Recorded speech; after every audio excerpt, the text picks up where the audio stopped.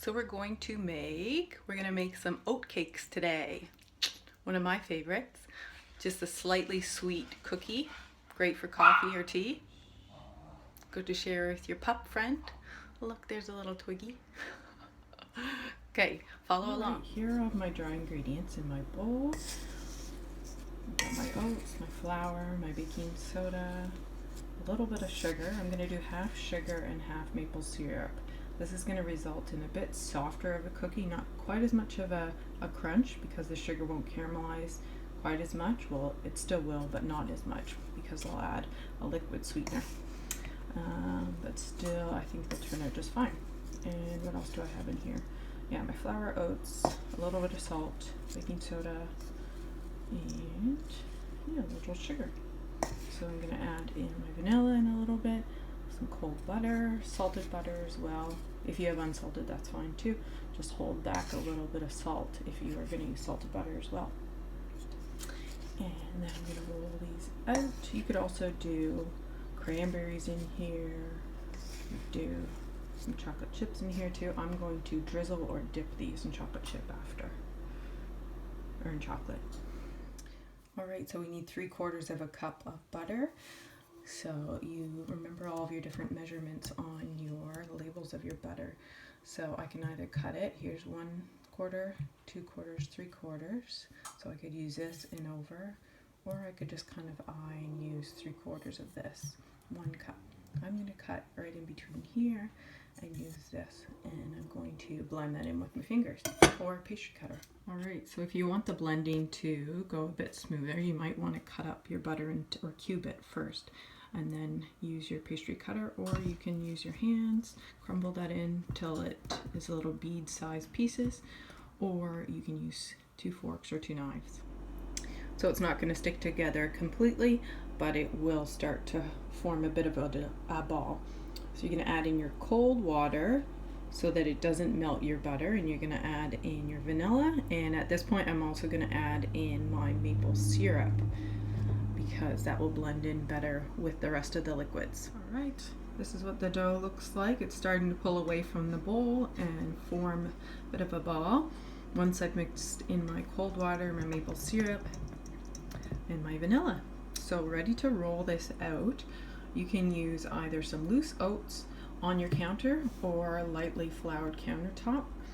Roll this out to a bit of a 1/2 inch, 1/4 inch, it's up to you. You can do thinner oat cakes and cut down the baking time if you want to, or thicker ones, and you may need to prolong the baking period. I'm just going to you can use a cookie cutter, or you can use a glass and cut out your oat cakes. I like a large round oat cake, but you can also do square ones, whatever you like. Alright, so I've rolled out our oat cake dough.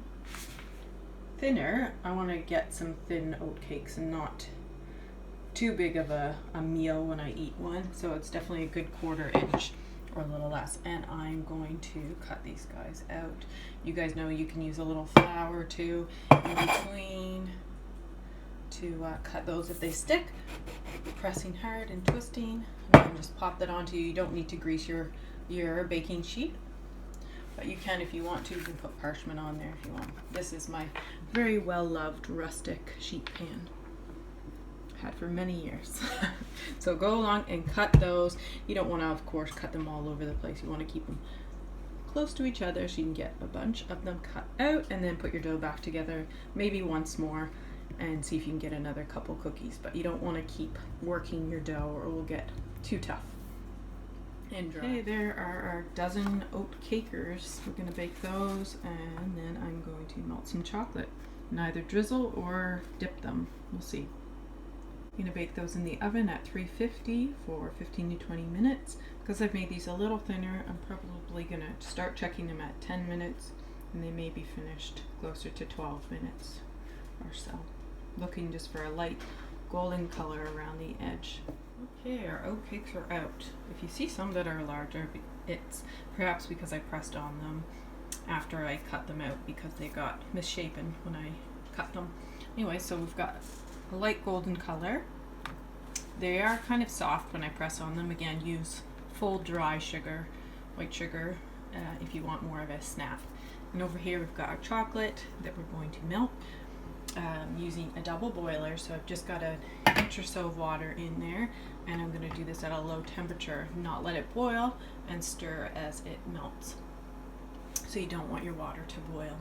The reason I'm doing this is because chocolate will burn easily, and I want it to melt and then reharden on here and stay quite a nice lustrous chocolate color.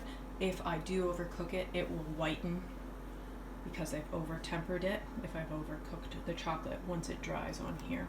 So if you're doing this for sale, you don't want, when these are on display, to have your chocolate to have a white sheen on it. That just means it's been heated to too high of a temperature, over-tempering. You could possibly do this in the microwave, but you've got to be very careful to do this in increments if you're melting in the microwave, as to not overheat the chocolate. You can always use a thermometer as well to test the temperature. Okay, there are dipped cookies. We already taste tested one previous to dipping them. I would certainly suggest putting anything on the chocolate that you want as well. I didn't have any coarse salt, but I would love that because I love salted chocolate, or some crushed nuts. That would look nice, some crushed pistachios, or some dried fruit or something, or candied fruit. Enjoy. One of my oldie aprons kids used to fight over, the kitty cat apron. Anyway, here are dipped oat cakes. Delicious with coffee or tea, or just on their own. You could certainly play around with doing a peanut butter dip too if you like that. I really like that myself. You could do some peanut butter, icing sugar, and maybe a little butter. I don't know. I'll see if I can find a recipe for you. Okay, enjoy.